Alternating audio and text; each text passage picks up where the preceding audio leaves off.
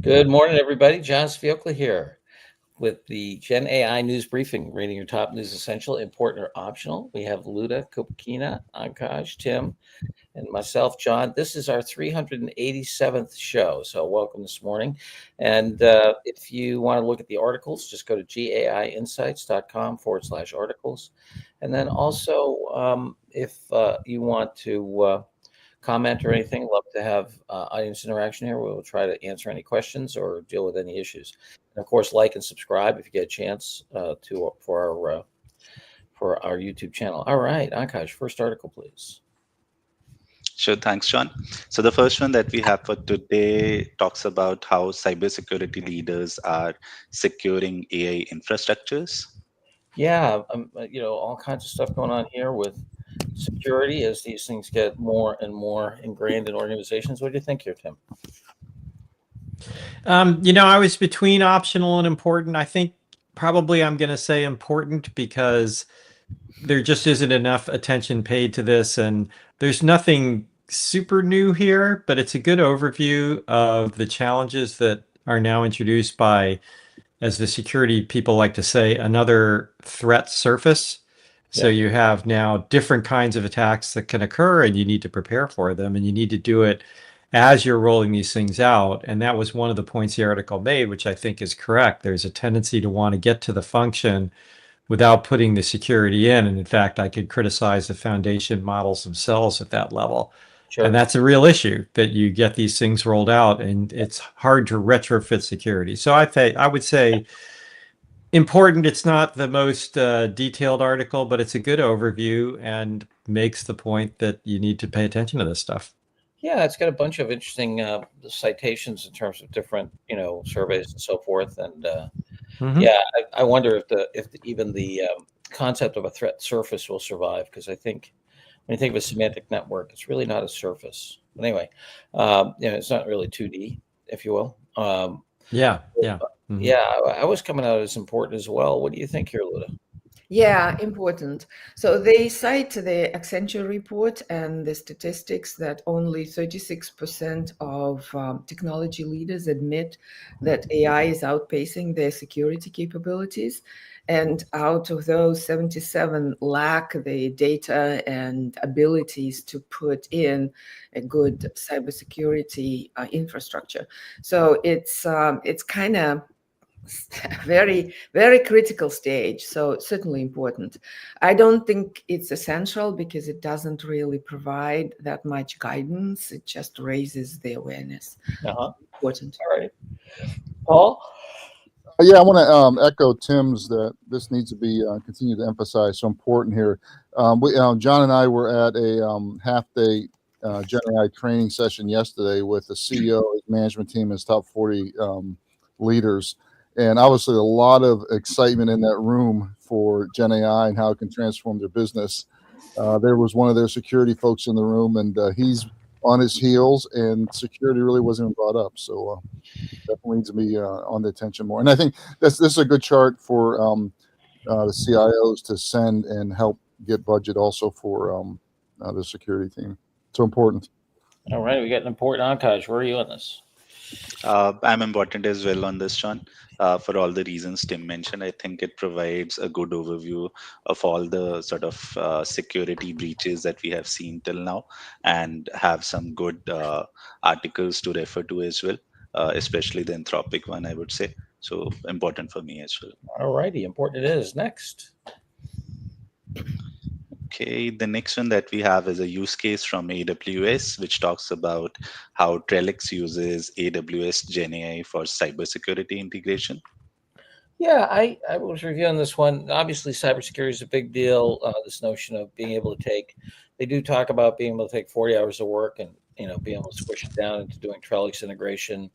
I didn't think there's a lot new here, and it was very promotional in terms of the way they talked about it. So I was going to give this an optional, but certainly, back to what we we're just saying, an important area in terms of using the different products that Trellix has to help, secure your environment.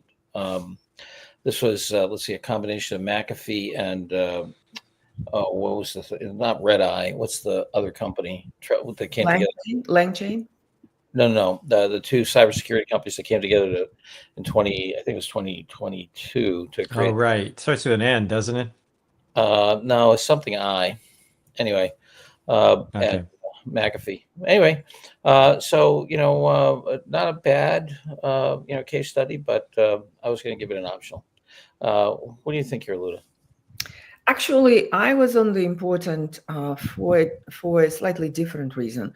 This focuses on cybersecurity as the application area, but what they've done is actually put an agentic infrastructure with semantic knowledge and orchestration that can be actually put in any application. So I liked that and thought that it's cross industry with all the tools that you need to put together to do that well.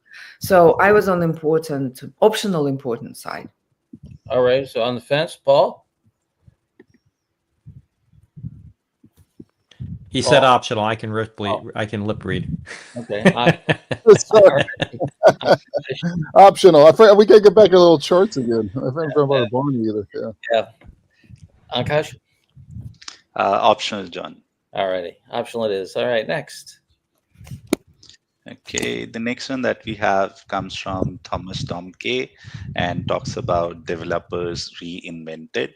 Yeah, kind of interesting. I'd love, Akash, if you go down toward the end of this thing. I thought it was kind of interesting in terms of different recommended things that people should do within their software development careers. In terms of what's happening here. So, Luda, what'd you think? Yeah, the software development is one of the areas that really is getting reinvented. And this is from the developer point of view of how they started or can start and what happens when they do, from AI skeptic to AI strategist, and how their role is really elevated to define and then delegate and then verify whatever they're trying to do rather than do it. So it is true that it is happening from a number of anecdotal discussions that I have with developers and my own experience. So I think this is important to flag of how AI is really changing one space, one area. So important for me. I like this article. Important. Okay, Tim, where are you on this? Yeah, I was on the border between optional and important. And I'm sort of pushing against my own bias. I mean, I have a development background, so this makes a lot of sense if you're a developer. It's people resist change in general. When I was a programmer back in the 80s and the 90s, you were not considered a programmer if you didn't write your own memory management. And I'm serious, C++ and C, you had to write, everybody believed you had to write your own memory management. And we kept telling them that's stupid. And you're not going to do that 5 years from now. And sure enough, 5 years later, Java took over and nobody was doing memory management anymore. So programming was different 30 years ago, very different from what it is now. And I'm old enough that I wrote assembly language code. That was the only thing you could write when I first graduated. And the idea that you would write assembly language code today is like people wouldn't even recognize it as a programming topic. So programming does change. It's really a writing exercise and a thinking exercise. And so this article makes that point well, and makes the point well also that, in fact, the interesting thing is that people are not looking at this as a productivity improver, but as an empowerer, I would say, a domain expansion tool, which is what we talk about. I think, John, you have this EAT model when you go from just application and general productivity improvement to transformation and increase of scope of one sort or another. Yeah. That's where you start to see the real benefits. And so those are good points. So I could make it important. It is pretty targeted to developers, so it's a pretty narrow audience. And since I'm a developer, I figured I'd probably overrate it. So I was sort of on the optional side. All righty. So we're sitting on the fence here. What do you think, Akash? Well, Anka, before you do that, understand when Tim was doing assembly language, he's on the bicycle also creating his own electricity. Yeah,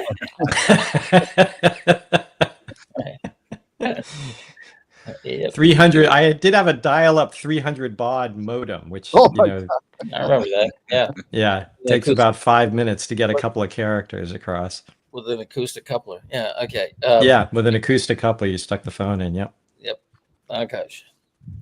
I was important on this one, John. I think it is useful for maybe AI leaders as well, right? Who are looking to develop next set of developers in their organizations or hire people, because you are not getting developers who are very much ingrained with the current set of AI tools or skills, right? So I think it's a useful read for both developers and the AI leaders. Alrighty. And then let's see. Ludo, we already didn't ask your Yeah, opinion on this one. important. Yeah. Important. Yeah, it was important. I thought it was nicely put together. So, all right, I'm going to give this an important. Next. By the way, you know, you probably heard, if you've seen the news today, that United had to ground all of its planes because its thrust and weight software went south last night.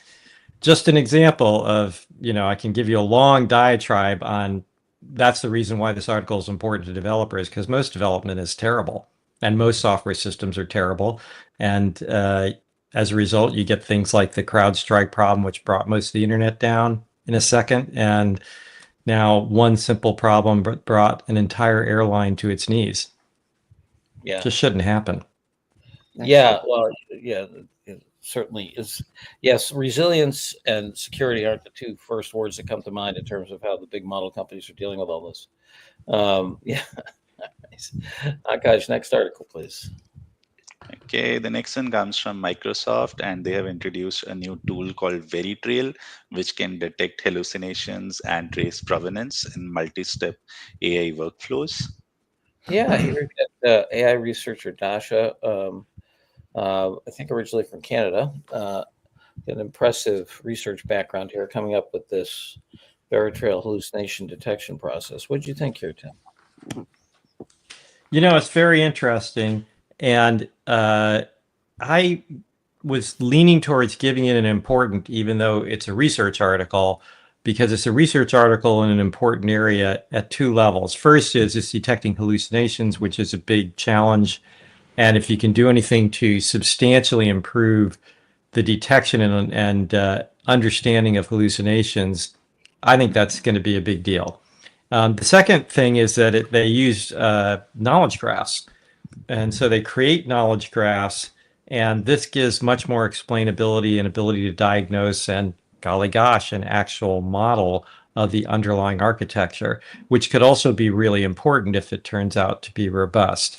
So it's research right now, but I think both of these things are pretty darn important. And so I would give this important. I would say, you know, you need to find the time to read this on the weekend if you don't have time to read it during the week, just to stay abreast of these issues, because I think these directed graphs are going to be really important over time in terms of understanding these models. As we go toward this combo of, you know, neural models and symbolic models, right? Right. Right. Yeah, it's interesting. Yeah, and this notion of you know, claim, you know, her model of claim attribution is kind of interesting. What do you think here, Paul? Yeah. I got to pass on this one. I got to take this call here. Sorry. Alrighty. See ya, Akash. I was important on this one, John. I think for all the points Tim mentioned, but also, so we have been using some of our GPTs that we created in OpenAI or ChatGPT since last 1.5 years now. And every time OpenAI makes even a small change in the model behind the GPT, right, it just creates whole set of problems. The GPT starts hallucinating. So anything that solves for hallucination and provides a bit of reassurance that the response that we are getting is even, let's say, 70-80% right, I think that should be an important read for every leader. Yeah, where are you? Yeah. I was an important. I always maintain that verification, and like in this case, as Ashish points out, claim processing approach that they're taking is also very interesting. It's essentially any verifier that is in the system, and to add transparency to how the decision was made, what was checked, is a great advancement. We need more of these. So absolutely important. Yeah, I was unimportant, maybe even essential in this, but then at the end, she doesn't report how much better her results were than the other two other models that they use for hallucination checking, which I was kind of disappointed by, because she seems pretty rigorous in a bunch of parts of this article. So that But led I me. believe it's in the underlying paper. There's a link to the underlying longer paper. This is a summary, and I think it's in there. I didn't check, but I think it is in there. Okay. That they go through. Here's how we set it up. Here's what we compared with other models. Yeah, I think it is in there. All righty. Going to give this guy an important. All right, next. A lot of importance today. No Okay. essential, no optionals. There we go. Yeah, yesterday was an essential day, John. We'll Yes. have a big news tomorrow as well, right? Yeah. Yeah, So, so waiting for the AGI today. yes. So this one we got. Introduce it, Akash. Yes, John. So this comes from OpenAI, and this is about their latest set of open models that they have released, right? So what they did was they tested misalignment fine-tuning on the set of open weight models and tried that in two areas, so biosecurity and cybersecurity, and the results were underwhelming. So even after that misaligned fine tuning, they were not able to do much harm compared to what O3 can do without that fine tuning. But this enabled OpenAI to release those open weight models in the open. So I was optional on this one, John. All right, optional. What do you think, Tim? Yeah, remember we were talking about optional with prejudice? Yes. So optional with prejudice for me, because it's the reasoning and the logic are consistent, but it's completely a red herring issue. Was there any chance they were not going to release this stuff once they decided to do it? No, they just needed some supporting evidence, and they got the data to dance the way they wanted it to. And furthermore, the fact that it's no worse than O3, if they were a truly, I don't know the right word, thoughtful and enlightened organization, maybe they would have pulled all their models back until they figured this crap out. Because the dangers here are real. We don't talk about them a lot because the benefits are real, and the audience we're talking to doesn't have a choice but to do something. They can't stand still. But these are real problems, and all this says is, yeah, our crap doesn't smell any worse than the crap that's already out there. Great. I'm really happy to know that. Luda? Well, I have to agree with Tim, and I'm not sure. I was reading this article and I was thinking, releasing it is actually, yeah, maybe makes OpenAI look better, but why, right? It actually may propagate the attacks, because they give how they did it, why they, the setups and the like. So I was really skeptical about releasing this type of stuff even. So optional for me. All right. Yeah. Ashish, I agree. Ashish. Sounds like a red herring when they say they can't break the model. All right. So we're going to go optional on this one. I'm optional as well. Okay, the last one that we have for today. Sorry, John, please go ahead. No, I just forgot to check in with Paul. Paul, you okay with optional on that one? Yep, optional. All right. Yes. Okay, the last one comes from Quinn, and they have introduced Quinn Image, crafting with native text rendering. Yes, this is such a bubbly article. I love it. They're very happy with their with their new invention here. And once again, the Chinese model's coming hard at us. What do you think, Luda? Actually, the capability is great. the text rendering. I think it's a step up. They don't explain what they did technically to enable that. And the work with images is probably at par, but the rendering, the text rendering is pretty good, and staying in different languages, I take it. So, but it is a everyday miracle. So was optional / important for me. Alrighty, optional important. Tim? Yep, optional for me. It's a product announcement, a beautiful product, really interesting capabilities in what they show, but no practical experience, no sites of customer use. Clearly important to Qwen because they've done a lot here to do Chinese text rendering and interpretation, which Qwen is a Chinese product. So very, very important for them, I'm sure, in their market. But optional. It's just a product announcement, an everyday miracle, but a product announcement. Akash? John, I was important on this one just because of the fact that I don't think there's any model out there which does text rendering of this quality right now, whether it's the paid models or open source models, right? So we have tried Gemini, OpenAI, and all different set of models. I don't think anyone does this level of text rendering. But then to Tim's point, we don't know whether it's as good as they claim because we can't use it as of now. But yeah. Paul, where are you on this? It's an everyday vendor claim, everyday miracle. So optional. Optional. All right. I'm going to go. Yeah, optional. but John, I would actually side with Ankash. As I was reading it, I wanted to try it. I will, because it is, you go to the models and ask them to do like a little bit more elaborate PPT slides. They can't.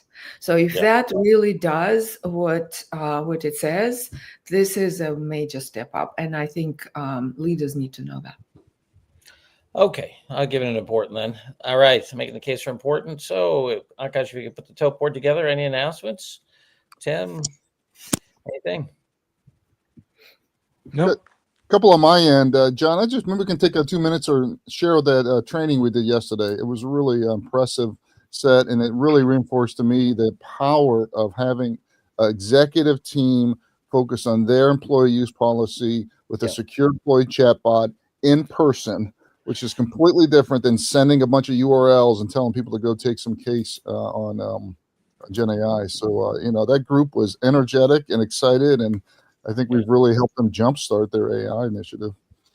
Yeah, it really does. And I think it was kind of stuck in a backwater before we did that, in a sense of it seemed like the IT department was overly conservative and really not, pushing. They were very much pushing, I believe, let's clean up all our data before we do anything.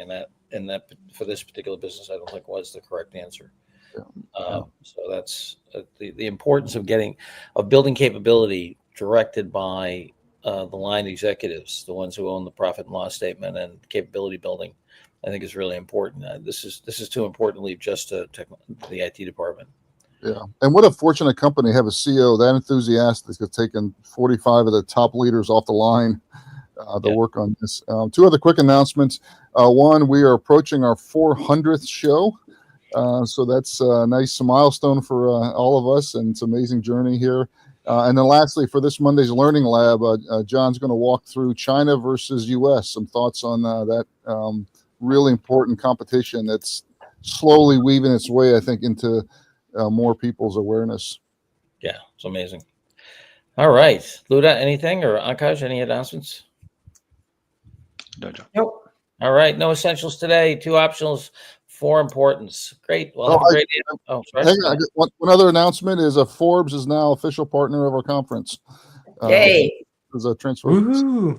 continues to have lots of momentum. Yeah, no, it's going to be great. And Paul's going to be talking about the upcoming column on the importance of the OpenAI open models, which something to watch for. All righty. Thanks, everybody. We'll see you all. Have a great AI day, and we'll see you tomorrow. Bye-bye now.